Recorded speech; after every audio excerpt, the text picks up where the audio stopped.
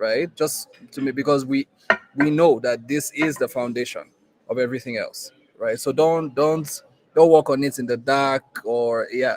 I mean, we're here for you. Okay. All right. Gotta move on. Jonah, share your screen, sir. La la la la la la la. La. Oh, ho, ho, ho, ho. I think Title's hand is raised up. Oh, titles, please, please go ahead.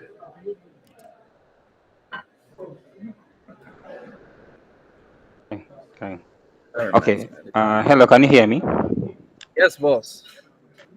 Okay. I wanted some clarification Yes, before sir. we go too far. Yes, sir. Okay. Yesterday, Oluchi, actually, you guided me on how to. Okay. Okay. You helped me out on understanding on the awareness and desires of the customers under the customer journey. So I wanted a bit of some explanation and clarification, Hmm. maybe to broaden up the idea and the touch point Hmm. under the customer journey, so that okay, I can have a deep understanding on the under the touch point. Sure thing. Absolutely. All right. Thanks for that, titles. I think the bottom line about the touch points. So two things that it is not. It is not, number one. It is not touch points from your solution. Like, what are the touch points that you guys give the customer? Because remember, we're not talking solutioning right now. Okay. The second thing that it is not is that it is not, touch points are not one kind of thing. So touch points are not technology alone. Touch points can be anything. The bottom line is, in each step of the buying journey, when your persona reaches out to something or someone other than themselves, that is a touch point. Okay. So I think the example I gave in your group was me trying to sell plantain chips, right? And I realized, oh my goodness, nobody's buying my plantain chips for the last 3 months. I'm in awareness. I'm like, this problem I'm facing, is it just me? Let me go and meet the other market women around me. I'm still in awareness. Are you guys facing this problem? They say yes. Ah, so this is a thing. In this thing I just said, what was my touch point? I reached out to other market women and men. That's a touch point, right? And then I go, okay, now I really need to solve my problem. I am interested in solving it. I am now in the interest phase. When I'm in interest, what do? I say, hey, um, okay, in interest, since I'm a market man, low literacy rates, I don't really understand digital stuff. So I go to one of my friends in the market who has solved the problem, and I say, how do you solve it? Another touch point. I go to somebody that has solved it, the problem, right? Sorry? Okay. If I just Absolutely. disrupt you a bit. Yes. Okay. Are we looking? Okay. When we are coming out with this idea and the touch point, are we Yeah. looking it at the problem side or the solution side? Exactly. Like I said earlier, 100% the problem side. Right now, for the next few weeks, you don't have a solution. Guys, forget about your solution. You don't know what the solution is. I'm talking about my problem, right? And how I meet how I solve my problem today. Me, I'm the persona, I'm your persona, right? So I will go and meet a woman. Initially, when I'm in awareness looking for, I would go, because of my persona, I will go and meet market woman. For somebody else who has plantain chips in a supermarket at Junction Mall in Nairobi, right? He's not getting sales. Maybe he wouldn't go and meet another shopkeeper. Maybe he would go online. That's a touch point. Google is a touch point for that person. All right, when they're in awareness phase. In interest phase, he goes, me, the market person. I also go to another person who probably solved it. That person then says, hey, here are 4 flyers of 4 different companies that For me, I realized my problem was awareness, marketing. People were not seeing my product. So these four companies are working with people like us. Here are their brochures, their flyers, right? That's another touch point. So that means that now I'm actually using a material, right? While I'm in interest phase. When I'm now in, so now I know there are options to solve my problem.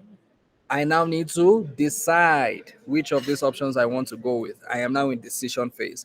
When I'm in decision phase, remember, I'm an illiterate. I don't know how to use phones. So I have all these flyers, but I don't trust them.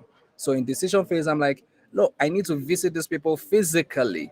That's another touch point. Physical visits to vendors. All right. Or they're doing an event. This particular company is doing an event in a market close by. Let me go to the event. That's another touch point. An event, right? In decision phase, because I'm trying to make a decision and it's important for me that I see things physically, not just a flyer. Okay.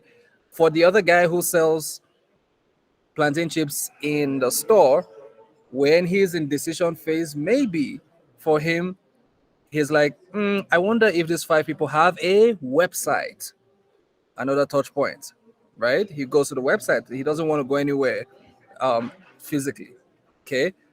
And then in decision phase, I'm like, yo, I need to remember, market man, I want to make a purchase. So how do I know you're making? Let me call you. How do you people take transfers versus card? That's another touch point. Phone calls. Do you see the pattern? It's not one thing. It's not technology. It's also not a material. It's also not a website. It's everything. The bottom line, the easiest way to understand the touch points is anytime your persona takes a step outside of themselves to get more information to trigger them to the next step, that's a touch point. That thing that they did, that medium that they used to reach to someone or something outside of themselves is a touch point. Are we good, Titus? Yes, it's actually very clear. Awesome. Thank you so much, Yes. sir. We hear you, but we cannot see you. Please turn on your cameras. Thank you so much. All right. Okay. So moving on swiftly. Today, ta-da. Can you guys hear me? I feel like I've frozen. You can hear me. All right. All right. Awesome. Okay. So today we're gonna jump into something we call root cause. Oh, sorry, Ebube. Seems like Ebube has something very important to get off his chest. Yes, sir. Okay. Hello. Okay. I just needed to understand something. You asked your team earlier that do we have enough to go out and speak to these personas? And the answer Yeah. was no. But Yes. from today's activity, it Yeah. seems evident that we don't have a good appreciation of how these personas perceive Yep. and currently solve these problems. So how do we Yep. get a better appreciation of this without going to talk to them? Very, very good question. Um, I'll give you two quick answers. The first one is you begin by having a very tight problem statement. That's the first question. That's the first answer. The problem statement. The problem statement is everything, guys. It's everything. Um, as a consultant, a lot of times when I take on jobs, my team can spend 2 weeks just designing a tight problem statement. I once had a project where we spent about 7 weeks solving, like from go to market strategy, all of that, financial models, data. We did everything, right? Everything. I had a problem statement. We ran. When we pitched to the CFO, just a synthesis of where we were, we had 19 slides. From that meeting, the only slide that was relevant to her was two. And she looked at me and said, "What have you all been doing for the last 7 weeks. I felt horrible, right? And I went back because I followed the process you're going to learn today. I was able to go back to where did I miss it, and I looked at something in my problem statement was a bit off, and I had led my entire team astray for 7 weeks. So this thing called a problem statement, it not only will help you as you go out into the market to start getting validation, but it will help you in the long run save months of useless work.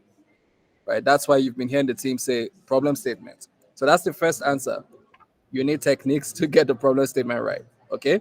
The second answer to your question, and I will stop with my good friend so I can go ahead. Any question after now, drop in the chat, please, Melissa. Yeah, drop in the chat. I'll be taking it as I'm talking. Um, the second answer to that question is that by again empathizing properly, you can actually do it. Remember, it's not an exact science. The issue that we see with what you guys are presented today is not so much that it's not very specific to the problem. No, it's that there's still a lack of understanding of the entire customer journey, like finish the entire customer journey. Secondly, uh, I think that you need to put yourself in the shoes of your persona more, like just talk from their perspective, not you.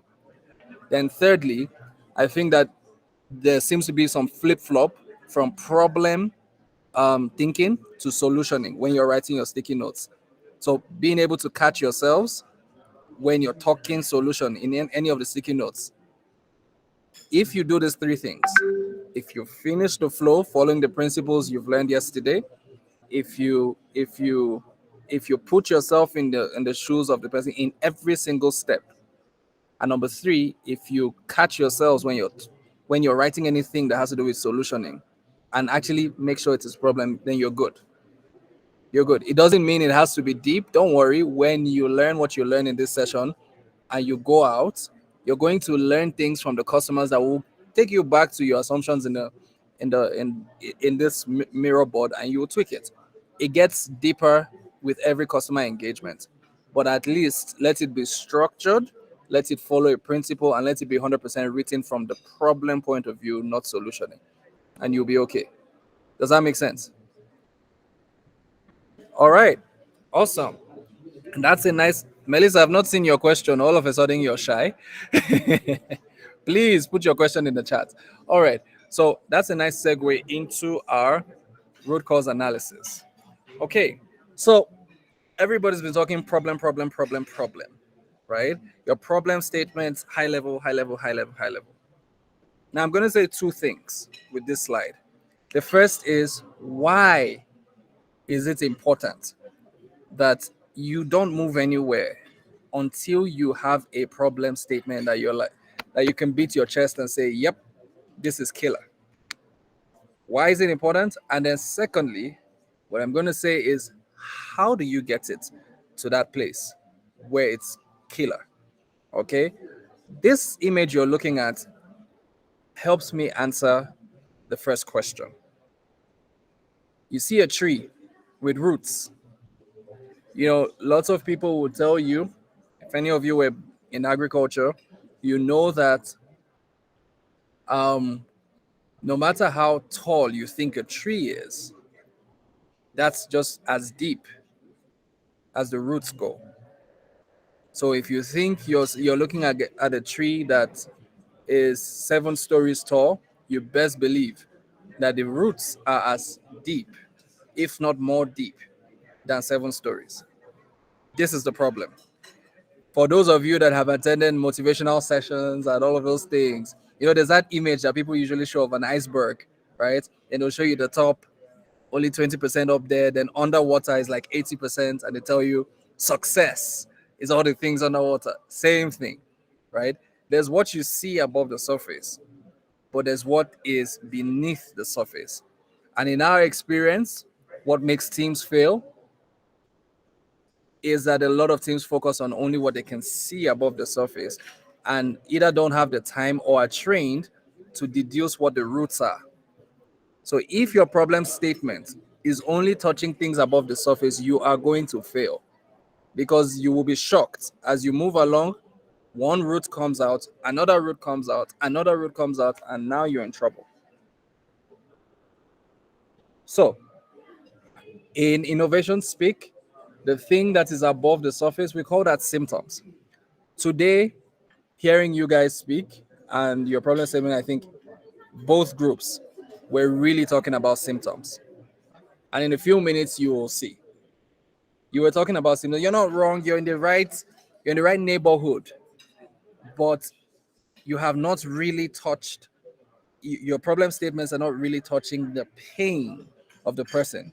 The cause here that you see, I'm not just talking about cause, like what is causing the problem. That is one side. But for a good problem statement, when we say cause, we're saying the pain that the person is feeling.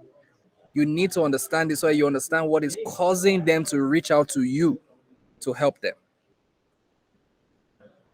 Let me try that again. This is very important. There are two types of causes. There is what is causing the problem. Okay, that is one side. We usually don't talk about that side a lot when we're trying to create a problem statement. So, to the question of my good friend just now, if you start entering that side in your problem statement, you are solutioning. That's not what we're talking about. What we're talking about is the other side of cause. What caused Zainab to reach out to us or to reach out to something outside of herself for a solution? If you think about what I just said, when you're answering what is causing Zainab to reach out, right, for a solution, what you're really talking about is what is Zainab's pain, right? You're trying to understand her pain. How bad is the pain? Like, my gosh, the pain is so bad that she's reaching out. You're trying to understand that. It's consistent with what I was saying yesterday. The other type of cause that I said we're not looking at in detail when you're creating your problem statement is the one you naturally think about. What is causing Zainab's pain? That's not what we're talking about. We're talking about what is that pain, or what does the pain look like? The pain that is causing her to reach out. That's what we're talking about. Yeah. And it's very, very difficult. Um, it's very difficult to do if you don't follow a methodical process. Otherwise, you just write a problem statement like, for example, um, Oluchi is hungry. Therefore, Oluchi is one of our customers because we sell food. Ha. Right?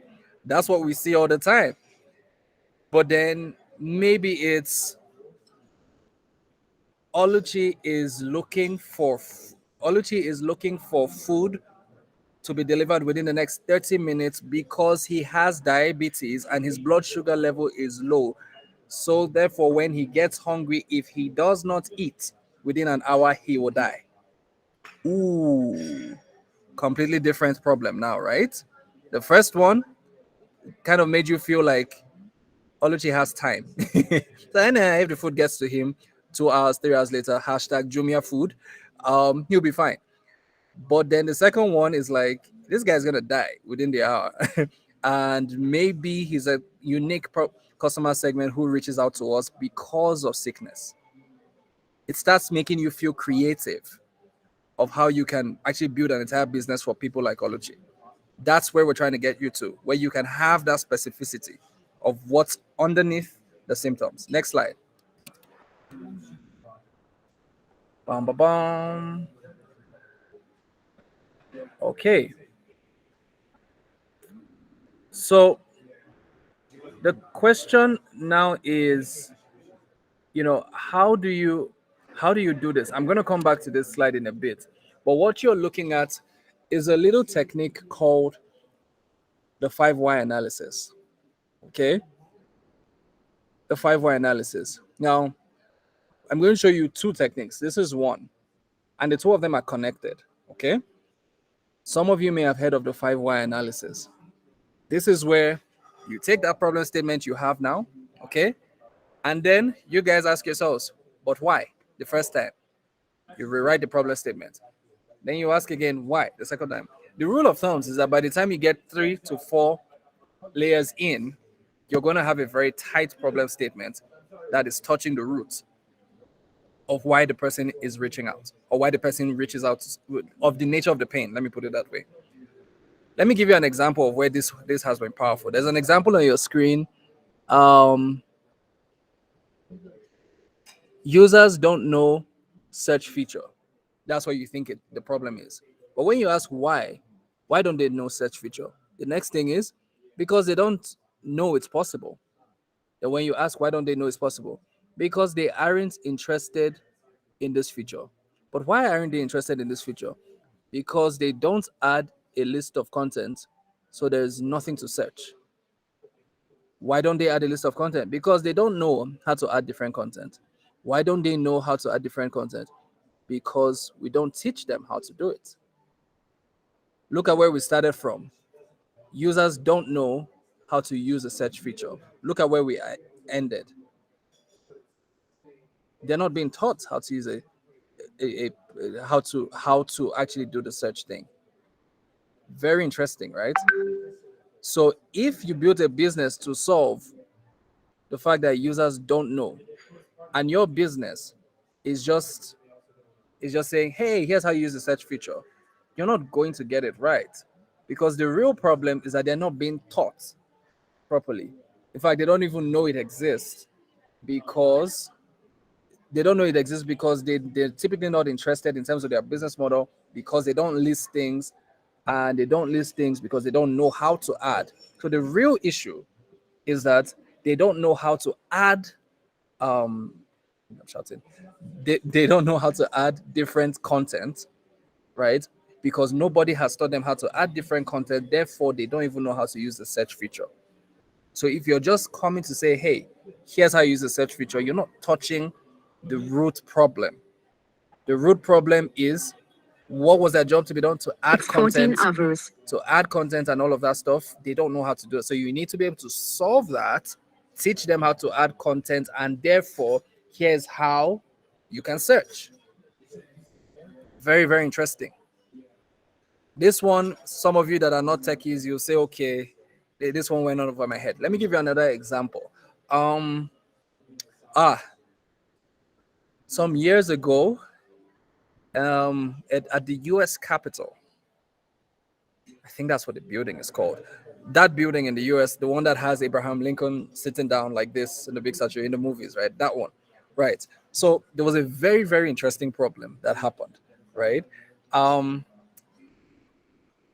the the part of the US government that maintains monuments like that, they were being questioned by Senate, right? They were being questioned by Senate because their budget to clean all those statues, Abraham Lincoln and all of them, was running into billions every year. Well, hundreds of millions, right? And Senate was like, this is ridiculous. Why do you guys spend so much money cleaning statues? Like, why? It's too much. And so before they could answer, Senate said, you know what? Let's send a consultant to come and work with you guys, right? And find out why is it costing so much, and hopefully slash the cost down. Okay. So what they did, I don't know if it was McKinsey or whoever, but they sent some consultants who stayed with them and performed this thing I just said. The results would amaze you. Okay, why is it that, so they came in and said, why do you guys spend 100 million cleaning statues of Abraham Lincoln? First answer, because the statues get dirty, seriously dirty, every week. Okay, why do the statues get dirty every week? Very simple. Because the birds in the area always poop on the statues, and the cleaning materials that we use to remove the poop are expensive. Interesting. So why do the birds always poop on the statue every day? I'm on why number what? Number 4. Why do the birds always poop on the statue every day? Because the birds are attracted to the kind of light that is put on those things from 5 p.m. Okay, why are the birds attracted to the kind of light that is put on those statues by 5 p.m. for tourists? Because they are they are predominantly a species that are nocturnal, And once it's nighttime, anywhere there's light of that capacity, they would go there. 5 whys. Guess what the consultants did? They went to the other US department in charge of lights and said, change your bulbs, use dim infrared lights. They slashed that budget by almost 80%. That's the power of the 5 why analysis in helping you solve the right problem. I hope you guys are following me. The initial thing was these guys are spending so much money, and initially people thought it's the materials they're using. But by performing 5 why analysis, you found out it's not even about them. It's about another group of people who are putting light on the statues that's attracting certain birds that are shitting anyhow, that requires expensive cleaning material. So no light, no poop, no expensive materials, solved. As easy as this seems, or as romantic as it sounded to you, it's very hard to do in practice, as you guys have seen between yesterday and today. As I'm talking, I'm sure you're thinking about your problem statements again. You're just laughing, like, how do you even know? And that was the question Izu was asking. How do you even know that you have a deep problem? All right. If you remember my analogy of the 3 people in the room, all headaches, right? All of them are reaching out because they have headaches, but only one of them has had headache for 6 months. Your job is to find that person and solve for 6 months worth of headache versus just headache. So the 5 why analysis is that powerful, and it's very simple. It's just take your first problem statement, put it there, and go around the room as a team. Why? Why are we doing? Why is this a problem? Because of that. Why is this a problem? Because of that. By the time you hit the 5th one, synthesize, put it all together in one statement. That is your problem statement. So that's one technique that you're going to use. Next slide.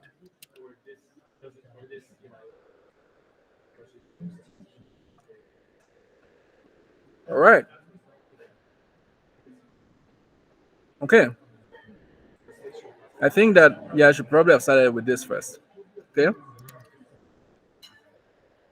Before I show you the second technique, right? I think it's important to let you know that there are elements to a key to a problem statement. Yeah. Um, because I keep getting asked a lot, how do we know we have a concise problem statement?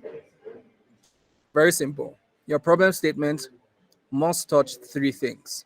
If it doesn't touch 3 things, it is weak. It must give a sense of the current state, it must give a sense of the gap, and it must give a sense of the future state. Now, yeah, I wish I had another slide that would have said what a problem statement is not, or things that should never be in a problem statement. One, your solution should never be in your problem statement, right? That's common sense. We've been talking about that. Number 2, the cause of the problem, the thing that is causing the problem, should never be in your problem statement. If you remember what I said earlier, the thing that is causing the problem should never be in your problem statement.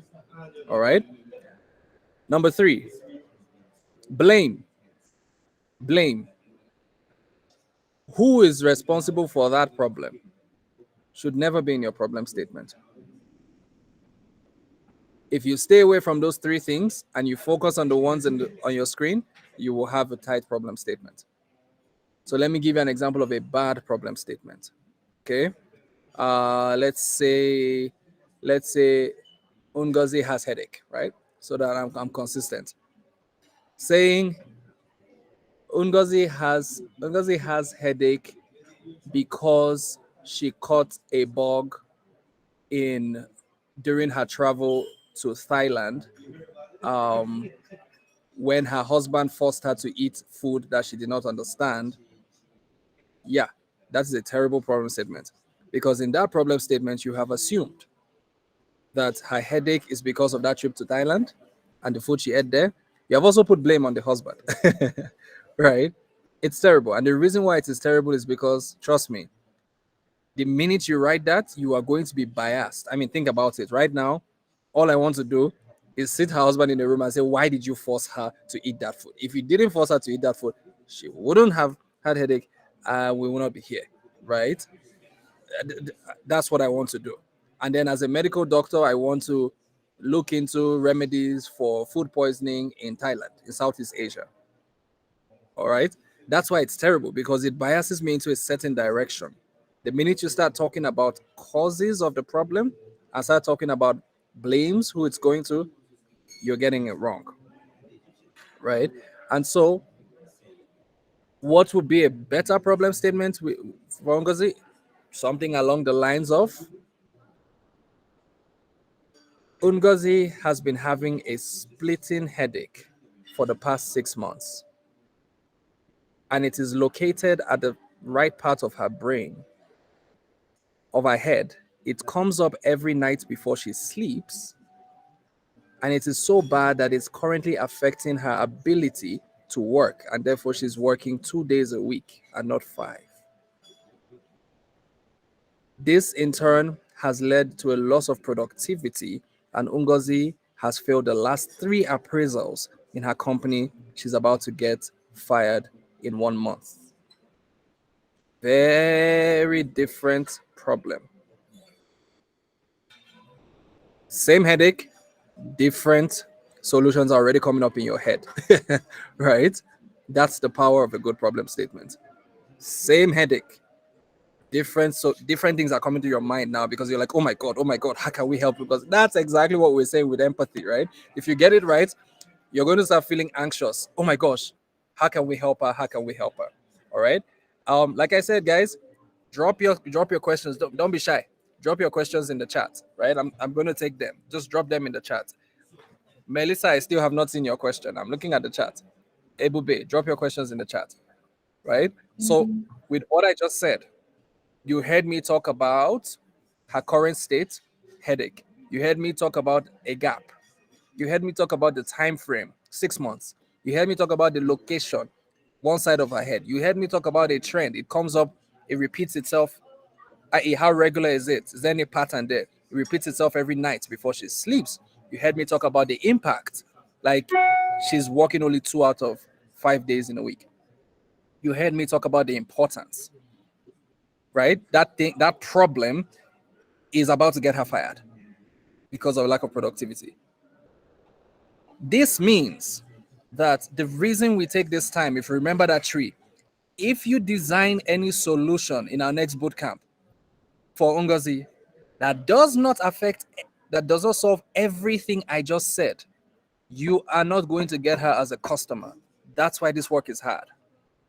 If you design a solution that just meets her headache, solves her headache, like no more headache, yay, or solves her headache during the day, but it doesn't solve it at night, or solves the headache in every part of her head, but not the right part, or it solves the headache only for a day and then she's back at it again, meaning she can now work for 3 days instead of 2, or it solves her headache because it doesn't solve the working hours, she's still about to get fired. You gave her a pill, it solved the headache for a while, but not fully, and she's still about to get fired. That is an issue. Again, problem statement: Ngozi has been having a headache. Ngozi has a headache that has been there for the last 6 months at the right part of her head, and it comes up at night before she sleeps. It's been so bad that it has affected her productivity. She only works twice a week and therefore is now on the verge of being fired within the next 1 month. Very different from Ngozi has headache because she ate something in when she went on a trip to Thailand, and her husband forced her to eat. Very, very different, right? So that is why this slide is your holy grail. Anything you write when you say this is my problem statement, I prefer problem statements to be one long sentence, right? Personally, because I find out the minute you start putting full stop, a lot of teams get confused. But there's no hard and fast. Some people have it in 2, 3 sentences in one paragraph. Me, I prefer you people to use it one sentence, because by the time you put and, you're going to force yourself to tweak to tweak the sentence, right? So this slide will be your guide to sense check what it is that you're putting in. All right, putting together. Next slide. So here's an example of a problem statement that um, my team and I did for a particular client. Yeah, this is free publicity for her. You guys should totally go check her out, Grace and Nelly. Um, great, go go check her out. She's amazing. A friend of mine, she's Zimbabwean, based in Canada, and she's currently delivering reusable sanitary pads for girls in remote villages in Zimbabwe. Amazing NGO. Go check out, support her work if you want. And so the CEO Ruvimbo, um, so yeah, we're doing some stuff together, and we decided to come in and help her hack her growth. Pretty similar to one of your Thanks, Jonah. Pretty similar to one of your thingies, one of your personas. She's trying to sell more parts, right? The thing is, it's reusable parts in for people that are poor, right? And the goal is to give them the parts for free. Again, she's done her own problem statements. It's crazy. It's crazy how period poverty is making things horrible for girls in Africa and in Nigeria and Kenya. It's a horrible thing, right? And so she's on a mission to solve that. But then how do you get people to pay for it, right? When the people you're trying to help don't have the money. Beyond donor support, which she's getting, she wanted to build another arm of the business that actually makes money that can support these girls, right? So she started focusing on the North American market, Canada and US, to find people that will buy. I mean, there's lots of sustainability conscious because those reusable pads are made of sustainable materials, right? And the story is fantastic. So she was targeting the US audience, an American, and they're buying the sanitary pads. They love the way it's made and everything, and also the story behind it. Two important stories. Number one, most of the pads are being made by women in Zimbabwe, the mothers. So that's a beautiful story, right? Number two, she had this story: you buy one pad, you're helping X number of girls go to school, right? You buy one pack. The money we get from this, we can pay for pads for these girls so they can go to school, right? Amazing story. Everybody should buy this, right? Wrong. She saw some sales from the US and everything, but she was very disappointed. And so at some point when our team came in, Ruvimbo, I remember the day Janet and Jonah, where Ruvimbo was like, Oluchi, look at my room. I have pads, pads. Nobody's buying. She was like, I'm going crazy. Going crazy. I have it on there on Shopify. All the stories are there, all the branding. I can give anything. I will deliver anywhere. Can you be where are the people to buy? It was so interesting. Pain points, right? And so we spent days interrogating her and reading and researching and stuff. We had different problem statements and tweaked and tweaked and tweaked, and we landed on this. In the last year, Grace and Nelly has been experiencing sluggish growth of less than 93% month on month, meaning she was losing money, leading to an annual sales revenue of just 750 and potential loss of about a little over 160K dollars. And GNN needs to achieve a sales revenue of about $12,000 by the end of Q4, i.e., 16x of year one sales. Inside this problem statement, by the time we came up with it, my God, remember, we came in from the perspective of, wow, she used to sell, right? If any of you that have done digital marketing, I know what we can do. We can take pictures. We can open social media pages. Let's do TikTok challenges. Let's all of that English. Great. And you will do all of that. But isn't it better to do all of that and be able to measure how impactful those things are? Right? So we took a step back, and when we did this, it was a different conversation, ladies and gentlemen. Because if you read what I'm saying, the first issue you see there is that it's not a brand visibility problem. She's first of all she's running at a loss. What that means is that even if you fix, oh, people are coming, revenue, hey, hey, hey, ha, ha, ha, ha. For those of you who know, profit is revenue minus cost. So if you fix revenue, but her cost is still high, she's still going to make a loss. So much for all your TikTok and everything. You're not meeting her needs. Ta-da! Right? And that led us to dig further. Look at the potential loss, 169,000. Revivo, how the heck did you incur a cost of 169,000? What the heck is going on? And she goes, oh yeah, I haven't started manufacturing the parts in Zimbabwe. I'm manufacturing with some Canadians and all of that. They charge a lot. Voila. You would never have seen any of this without this problem statement. And we did all of this problem statement, internally first, and then went and started talking to her to validate a lot of this. So we just wanted to put this as an example that this is what we're talking about. So when you hear Izu say, where's your problem statement? Or you hear Janet say, what's the problem? Unfortunately for you guys, this is the kind of thing that Janet comes up with.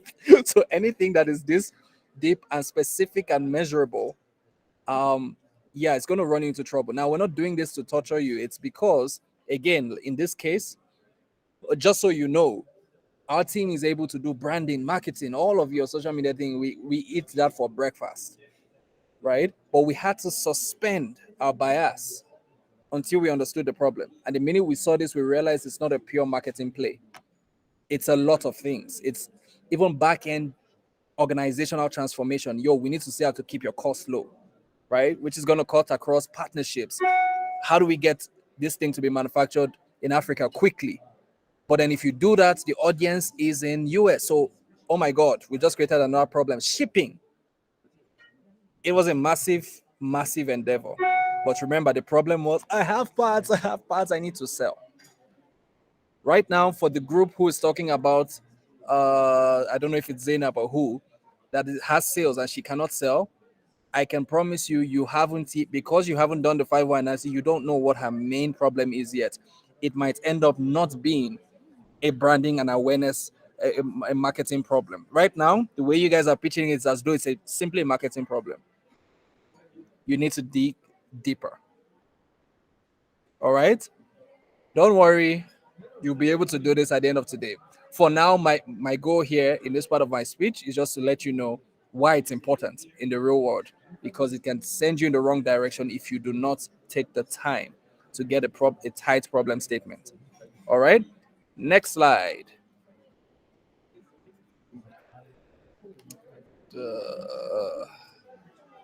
Okay, so I think that no, hold on. Yeah, can you hear me?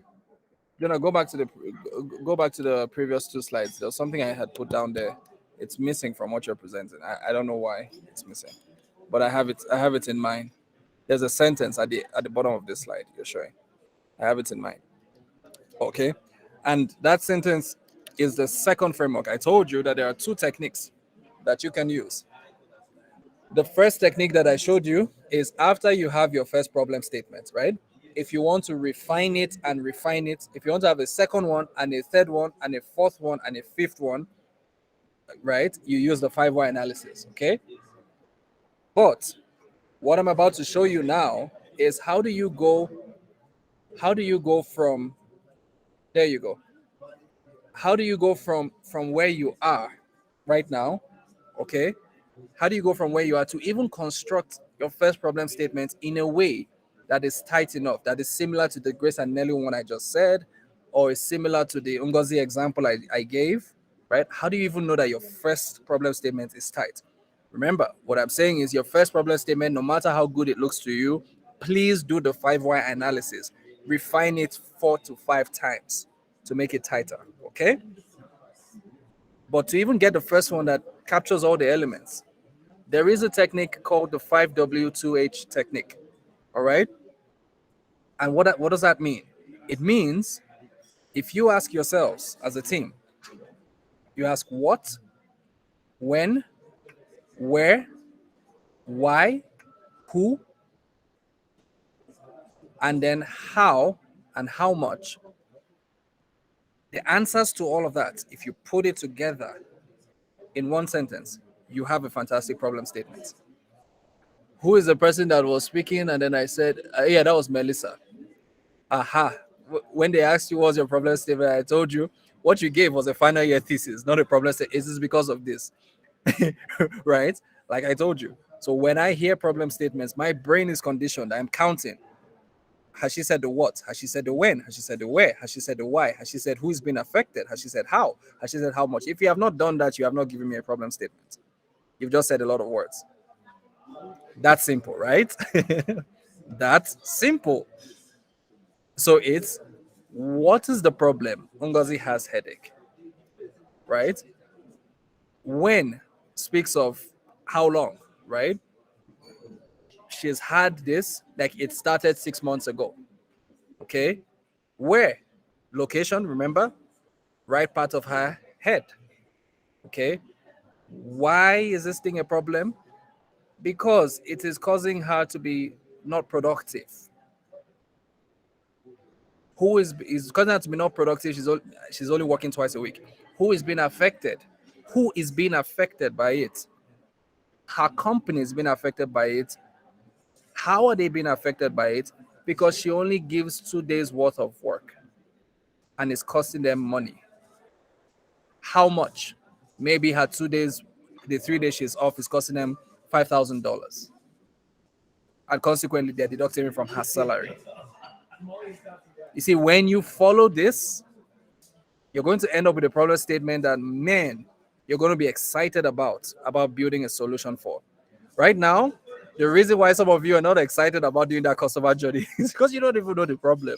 Like your problem statement is not exciting. So you're like, we're like, do customer journey. Somebody's like, let the follower do it. This Melissa and I mean, I like how they sound. Let them do it. Yeah, we know how it goes. By the time I said do the assignment and come and present today, I remember telling my team yesterday, very likely one or two of them are just going to sit down on mirror board and do the thing themselves. And they say, guys, here's what we're presenting tomorrow. Here's what we're presenting. We know how it goes. It's fine. For your first attempt, it's fine. But like I said yesterday, innovation is all about collaboration and collective intelligence. If you want to get your team to work on a problem statement together, I just gave you the frameworks, right? Start with the 5W2H. Ask yourselves, like literally go on a whiteboard. Okay, what is the problem? Everybody will have the idea of what. Pick the one that is best. Great. When? Like when did it start and how long has it been there? Okay. Everybody will have their suggestions. Pick the best one. Next, where is it? Like, what's the location of this thing? Location can be a place geographically. It can be somewhere on someone's head. It can be an aspect of a business. It can be a department, whatever you want, right? Get different ideas from your team. Pick the best one. Um, why is this a thing to Zainab? Why is the existence of this really painful for her? Get ideas from your team, pick the best one. Who is being affected by it? Okay, Zainab is being affected, we know, but who else is being affected by it? Get the best suggestion from everybody, pick the best one. How are they being affected? So how is it? We know how it's affecting Zainab, but the other people, what does this problem look like? Its impact in their lives, and then how much is it costing them? I always like dollars because once you put money on something, it takes away all the fluff. But I've seen people say how much. For example, problem statement for a manufacturing plant. I've seen someone put a problem statement and say for the how much, they said it has cost the plant 90 days of operation because they shut down for 90 days, right? So the how much doesn't have to be dollars, but it needs to be quantifiable. All right. I just like me, if it's me, I won't say 90 days out. I would ask the plant manager. So those 90 days, how much money could you have made? Oh, $1 million. So I'll put there, it's cost them over $1 million because they shut down for 90 days. Right. Okay. Are you guys following me? I'm laughing. You know yourself why I'm laughing. Okay. So if you do this, you will have a tight problem statement, right? And remember the first framework. Imagine you have this, and then your team now goes, okay, we have the first one. What's the main thing here? We believe this is Zena's problem. You ask yourself, why? Because X. Refine the problem statement. That's problem statement number 2. Okay, now here we believe this is Zena's problem. Why? Because why? Because Z. Refine the problem statement. So basically, you're using the 5 why analysis to come up with different versions. Every time you answer the because, tweak your problem statement. So you're coming up with different statements until, from our experience, by the time you've done the why at least 3 times, by the time you've redefined your first problem statement 3 times, between the fourth and fifth, you have something very tight. So to the person who asked me the question, that why did we say no, you're not ready to go out into the world? Remember, my first answer was your problem statement. This is the reason why. Do you get it now? Because if you have a problem statement that is this deep and you build a customer journey from it, right? And then you build assumptions from it, and then you build questions. Ooh, just imagine how those your customer interview sessions are going to be compared to if you didn't have a problem statement this deep. You're just going to be asking questions that are dealing with symptoms and not the roots. I'm going to pause here to take questions.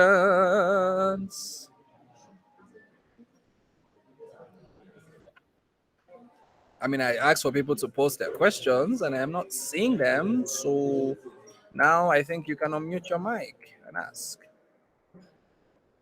Juliana. Okay, Okay. thank you very much. Can you hear me, Oluchi? I'm with you. Is that Juliana?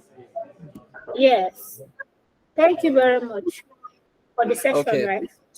What you just described Yes. about saying, what?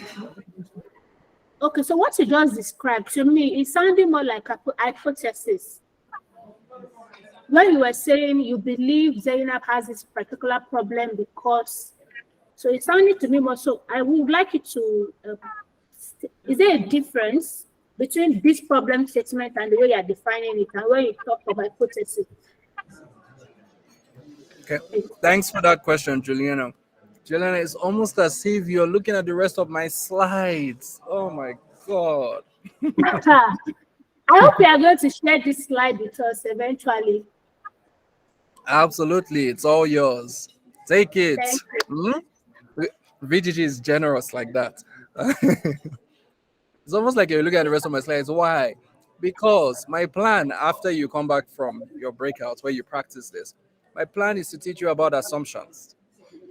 And the first thing I was going to say, now that you brought it out of the bag, I said it yesterday, but I understand that yesterday you guys had a lot of information and you hadn't practiced, right? So now that you practiced, let me repeat what I said yesterday.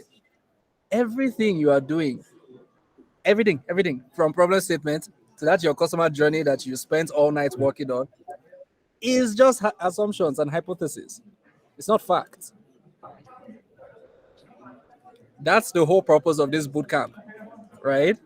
It is that your opinions, though they are great, they actually don't matter. The only thing that matters is what you do outside. Like when you get people to confirm all the English you're speaking in your mirror board, that's what I take as fact. You see why this work is so crazy. If you remember, when I talked about entrepreneurship of before, I said a lot of people were not doing this. They just go ahead. But the world has changed. And because it's so dynamic, the lean startup approach came. People said, we need to talk to people. Great. But then we now realized that people are talking to people without doing this kind of depth first in-house. That is where design thinking comes in. So a lot of what you've been doing is the empathize stage of design thinking, right? This is the reason it exists. You're doing all this rigorous work, not because whatever you write in your customer journey, that's what it is. Then this is Zenab's problem. That's why I kept saying yesterday, just move forward, right into the sticky notes. Don't worry. What I'm teaching you, what we're all here for, is the structure that you need to be able to put something together quickly. Okay? But please don't mistake the fact that you are following all these frameworks as the work. This is not work. This is just structure so that you can structure your hypotheses, your assumptions. All right? The real work is when you go outside and validate each of these hypotheses with people. Whatever you're left with at the end of the day, that is the fact. And that is what you can now use to build a business on. This is the game changer of the last decade and a half. The fact that anything you write in your strategy document and all this English is just hypothesis. The real thing you build is what people have confirmed. So to answer your question, Juliana, absolutely. The problem is in everything I just said. The reason I said we believe that is because that's how I think. In my head, problem statement is just a hypothesis. At this stage, it is just a hypothesis. When you go out and validate, you're gonna keep tweaking it with what you're learning from the market. Juliana, I see Okay. your hand raised. Yes, I still have a question from what you just answered. So you're Great. saying that. So sorry. It's okay. Yeah, Keep it coming. okay, yes. From what you just explained, to Yes, have the please. initial problem statement, that means from what you explained, you don't need a validation, so to speak. From having the initial problem statement and your initial hypothesis, Yes. you don't need a validation. Is that what you're saying? That is actually what I am saying. And this is Okay, so tied to go ahead. Go ahead. Finish.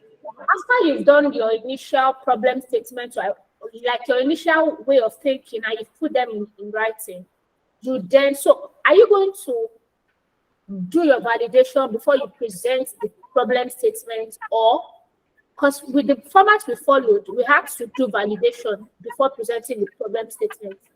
So I would like to understand that process. Sure, absolutely.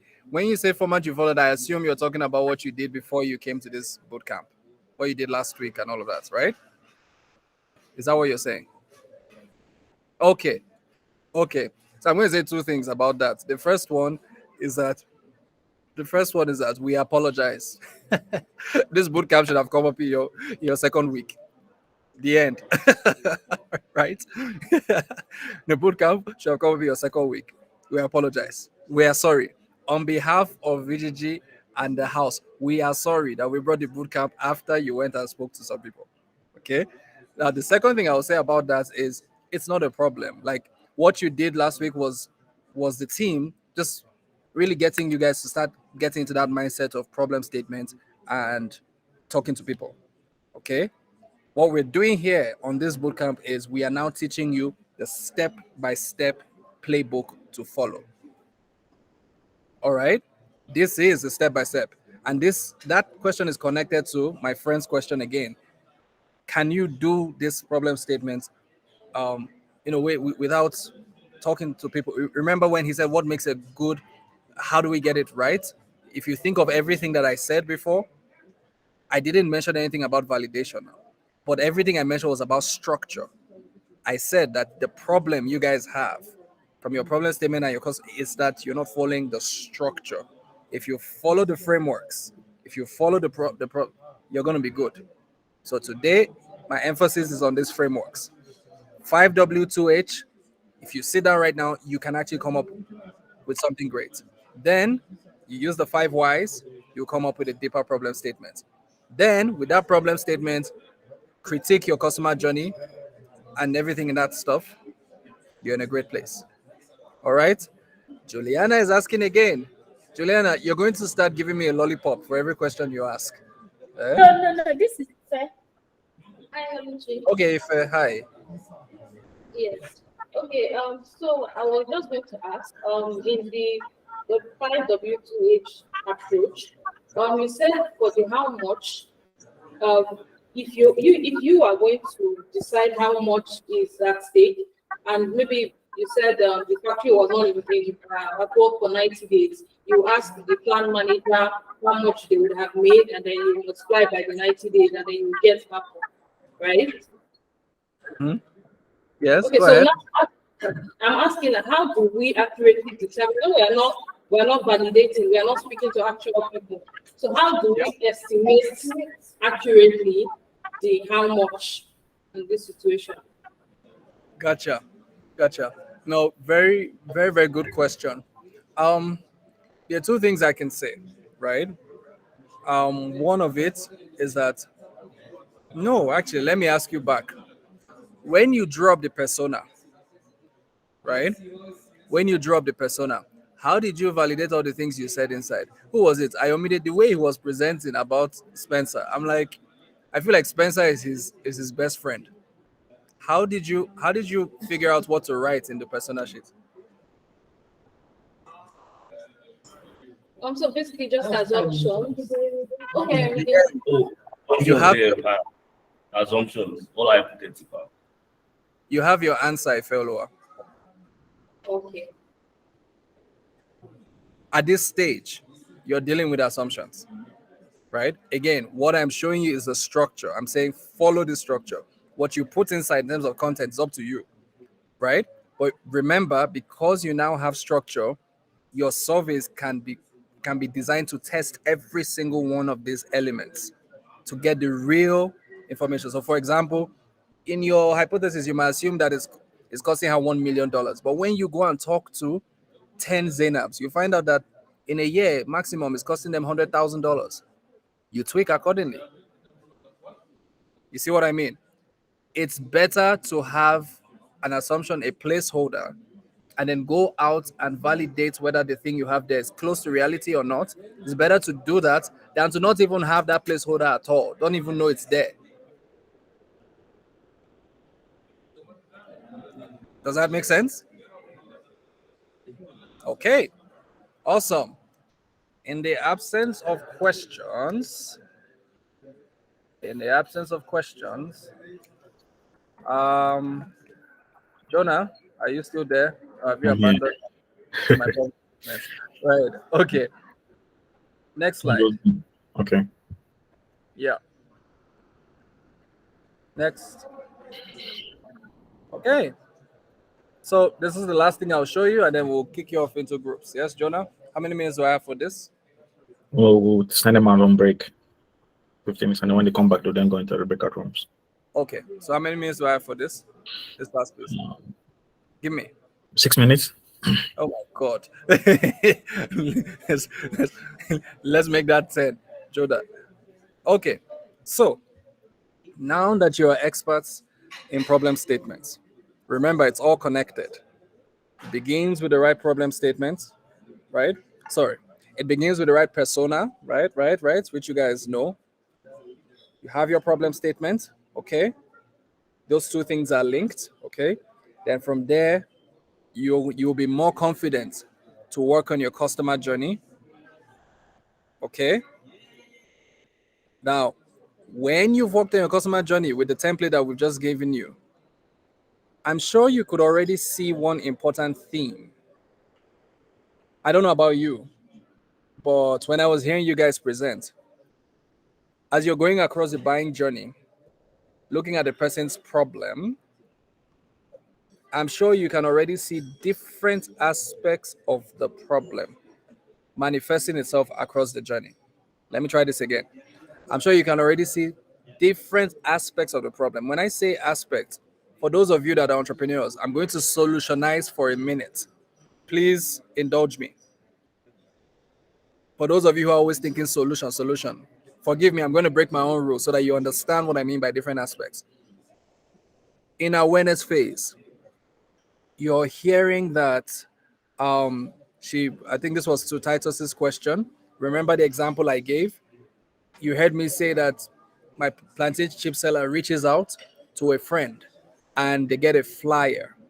So from a solution point of view, it means that somebody actually thought to themselves, how do we reach her with flyers? What that means is that that flyer is called, it's a marketing communications artifact, right? Obviously, when you're designing a solution, what are the kind of advertisements we do, all of that stuff, you're going to think about that in solutioning. But the point is, so from a solutioning point of view, there was a marketing artifact created. Now, that same artifact, if you think from a problem point of view, it's that the person needs communication through something, through an artifact that she doesn't have. Same artifact. If we're talking solutioning, we'll be talking what kind of adverts should we put in the market? Billboards, if we're talking solutioning. If we're talking problem from her point of view, is that she went and reached out to a friend who gave her something that communicated the options. I'm saying this because let me give you a second example of what is inside your flow. when you talk about purchase, right, you're going to see that maybe for my persona, she prefers to pay only bank transfer because she doesn't have a card, right? That's how she's paying today for a marketing vendor to come and help her solve her problem, right? Bank transfer. In this one thing flow that I've just talked about, I have touched how she prefers to be communicated to. I've touched how she prefers to purchase. I have touched a lot of things around her preference when she's trying to solve her problem. This is why that customer journey is so powerful, because you don't realize what you've just done. By going through the customer journey, buying journey, and user journey, you have built an entire business. You've touched marketing, you've touched payments, you've touched staff, you've touched all kinds of things by just going through that customer journey. That is why we teach it with this depth. Because if you get that customer journey right, guys, you figured out your business. You don't believe me? I will show you. The next slide.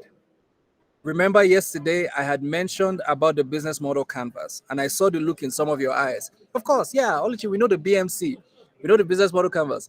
If you remember again, yesterday I had said that the business model canvas was a powerful tool that came up with the lean methodology pioneered by Strategizer, right? But I also told you what my issues are with this business model canvas.